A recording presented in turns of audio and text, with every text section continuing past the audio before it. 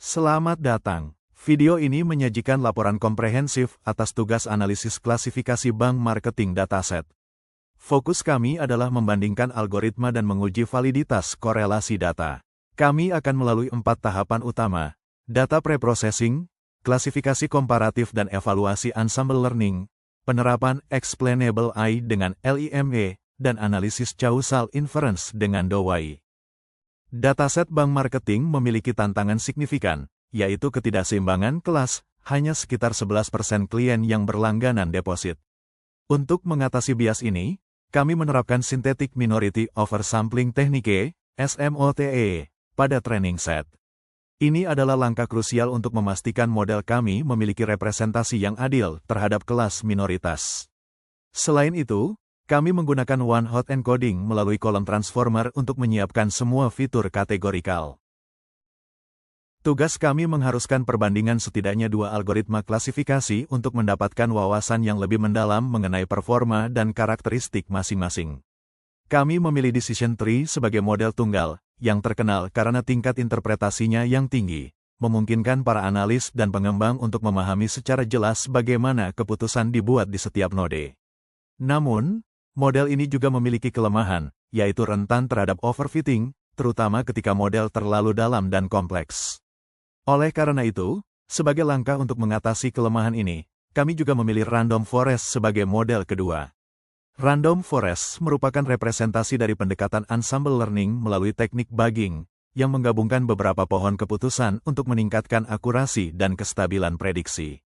Dengan menggabungkan hasil dari banyak pohon, Random Forest cenderung lebih tahan terhadap overfitting dibandingkan dengan Decision Tree tunggal. Kombinasi ini diharapkan dapat memberikan gambaran yang lebih baik tentang bagaimana algoritma ini bekerja dalam berbagai kondisi dan dataset. Ketika kita mengevaluasi kinerja, kita tidak dapat hanya bergantung pada akurasi karena kita menggunakan data yang sudah di SMOTE. Kami harus melihat recall dan F1 score pada kelas minoritas, yes. Recall mengukur seberapa banyak kasus yes yang berhasil ditemukan model. Selain itu, F1 score memberikan keseimbangan antara recall dan precision dengan mempertimbangkan keduanya.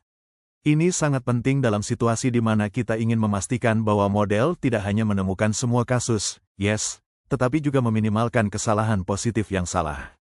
Dengan demikian, dengan mengevaluasi metrik-metrik ini secara komprehensif, kita bisa mendapatkan gambaran yang lebih akurat tentang performa model dan memastikan bahwa model tersebut benar-benar efektif dalam menangani data yang tidak seimbang.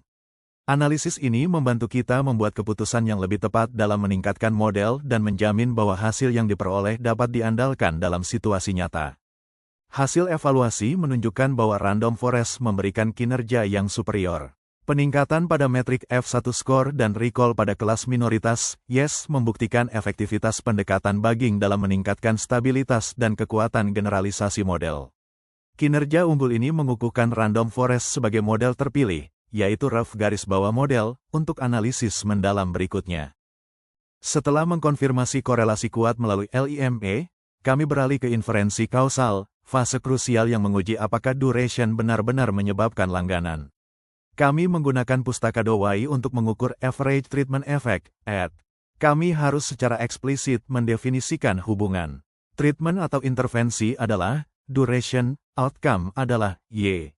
Variabel pengganggu, atau confounders, kami definisikan sebagai age, balance, marital, education, dan default. Kami memformalkan asumsi ini ke dalam Directed Acyclic Graph, DAG.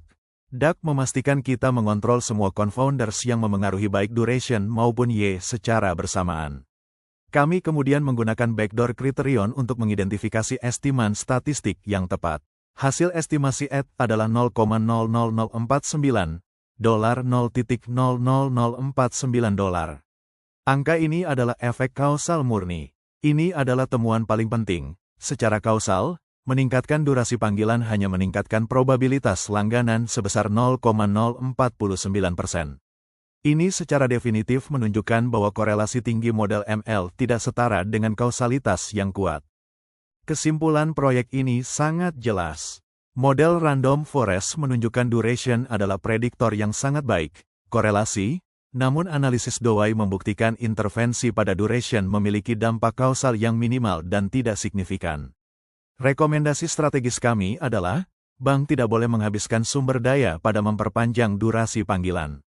Sebaliknya, fokus harus dialihkan untuk mengoptimalkan kualitas lead. Gunakan model klasifikasi untuk menargetkan klien yang secara inheren memiliki probabilitas sukses tinggi, berdasarkan faktor-faktor confounders yang terbukti dalam model kausal kami.